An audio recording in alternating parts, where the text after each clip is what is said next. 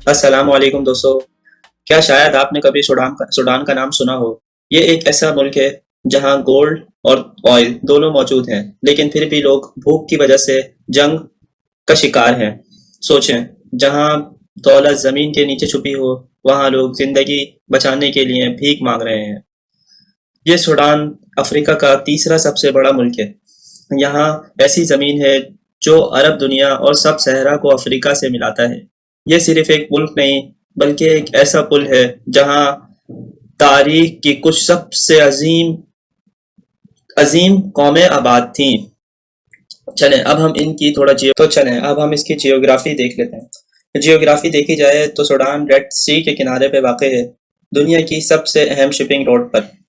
इसके आसपास जो मुल्क हैं वो इजिप्ट हो गया, इथोपिया हो गया, लीबिया हो गया, साउथ सूडान हो गया, इट्रिया हो गया।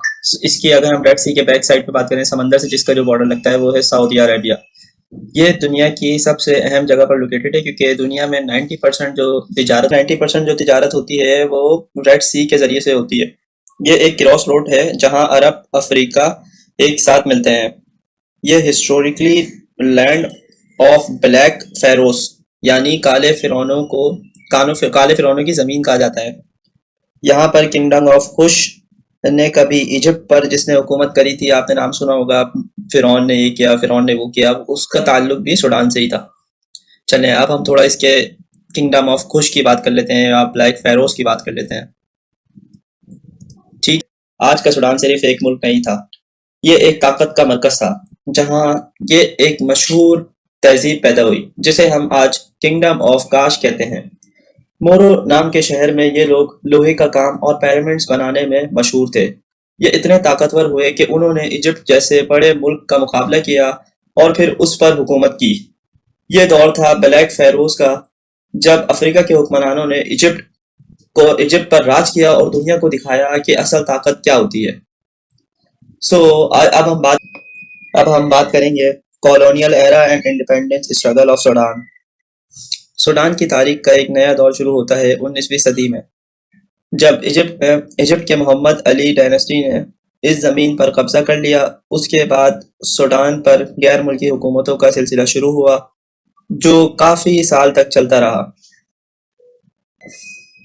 लेकिन 1881 में एक आवाज़ उठी मोहम्मद अहमद के नाम से, जिसने सक्सेसफुल रेवोल्यूशन चलाया इजिप्शियन और ब्रिटिश के खिलाफ, और एक इंडिपेंडेंट इस्लामिक स्टेट्स कायम करी, जो 1885 तक चली।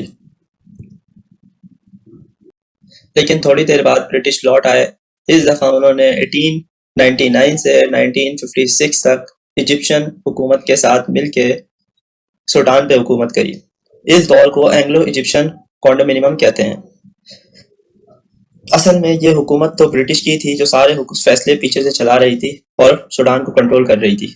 इसके बाद 1956 में सूडान ने आखिरकार अपनी आज़ादी हासिल की। अब हम बात करेंगे the northern Sudan divided civil war. Sudan के अंदर जो अपनी सिविल वॉर हुई, अब हम उसकी बात करें।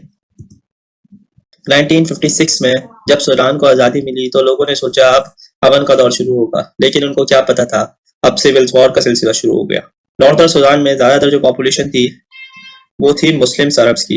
ज़्यादा पॉपुलेशन थी तो सारी गवर्नमेंट्स और इस्लामिक लॉज इम्पोज करे हुए थे मुल्क पे, तो इस वजह से ये वहाँ पे साउथर्न सूडान में जो पॉपुलेशन थी ज़्यादा, वो थी क्रिश्चियंस की। उनको ये बात समझ हजम नहीं होती थी कि भाई पूरा मुल्क है हमारा, हम भी रहते हैं इसमें, शरिया लॉ कैसे लगता है। इस वजह से इनकी सिविल वॉर शुरू हुई 1955 से 1972 तक। उसके बाद 1983 से 2005 तक सिविल वॉर शुरू हुई, और आखिरकार 2011 में नॉर्थ सूडान को 9 जुलाई 2011 को नॉर्थ सूडान ने इंडिपेंडेंट हासिल कर लिए और एक अपनी आज़ाद मुल्क बना लिया।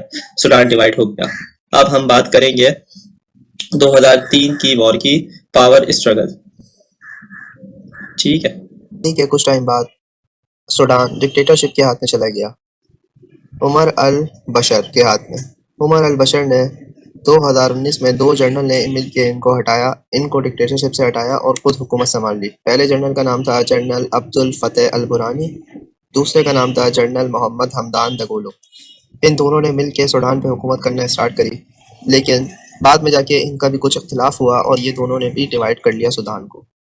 जनरल अब्दुल अल फतेह बुरहानी का जो आर्मी का नाम पड़ा वो पड़ा सुडानीज आर्म फोर्सेस, जो सुडान की अपने को नेशनल आर्मी बोलती है, और सुडान का कैपिटल भी इन्हीं के कंट्रोल में है। रैपिड सपोर्ट फोर्स RSF, ये रैपिड फोर्सेस हैं जो सुडान का नॉर्दर्न ईस्टर्न वाला पार्ट कंट्रोल करती हैं। पूरे सूडान का 60% पार्ट ये SF के हाथ में है, और पूरे सूडान का 40% पार्ट्स RSF के हाथ में है। इनके अंदर जो कॉन्फ्लिक्ट हुआ उस डेट को 15 अप्रैल 2023 को इनके अंदर कॉन्फ्लिक्ट हुआ, और जब से लेके आज तक इन दोनों के अंदर जंग चल रही है। अब हम बात करेंगे SF और RSF की लड़ाई में सूडान की आवाम बहुत सफ़र कर रही है। सूडान की आवाम को तकरीबन 12 मिलियन लोग जो हैं वो अपने घरों से डिस्प्लेस हो गए हैं, और ये दुनिया का सबसे लार्जेस्ट डिस्प्लेसमेंट क्राइसिस है। 80% हॉस्पिटल्स, हेल्थ केयर, सब लोग तबाह हो गए हैं, क्योंकि ये दोनों जब लड़ाई करते हैं ये लोग हॉस्पिटल को भी नहीं छोड़ते। इतने तरीके से, इतने दरिंदगी से ये लोग लड़ रहे हैं। ग्लोबल हंगर, दुनिया में सबसे ज़्यादा जो भूख की वजह से लोग लड़ रहे हैं वो सूडान में लड़ रहे हैं। भूख की वजह से एक दूसरे को मार रहे हैं, एक दूसरे को खा रहे हैं, इतना लड़ रहे हैं कि इनकी तस्वीर सैटेलाइट से भी देखी जा रही है। कहते हैं करंट सिचुएशन की सूडान की। सूडान में करंट सिचुएशन जो है, ये जो ब्लू वाला पार्ट आपको दिख रहा है ये RSF के कंट्रोल में है, और ये जो रेड वाला आपको पार्ट दिख रहा है ये आर्म फोर्सेस के कंट्रोल में है। और सूडान के अंदर अलग अलग भी अदर ग्रुप्स हैं आर्म फोर्सेस, उनके ये येलो वाला पार्ट कंट्रोल में है। सो अब हम ये कर सकते हैं कि हम सूडान वाले लोगों की मदद कैसे कर सकते हैं। उसके लिए हमें आपको क्या करना पड़ेगा, आपको इससे इन्फॉर्म देना है, आपको अपने सियासतदानों और मीडिया के जरिए ये बात पहुंचानी है। आपको UN वर्ल्ड फूड और ऐसी ऑर्गेनाइजेशन जो फूड वगैरह सप्लाई करती है उनको सपोर्ट करना है। आपको सूडान की हेल्प के लिए जो कुछ भी करना पड़े आपको करना है इंसानियत के नाते। इसके बाद हम आखिर में यही दुआ कर सकते हैं कि अल्लाह सूडान को इस सिविल वॉर से निकाले और वो एक इंडिपेंडेंट आज़ाद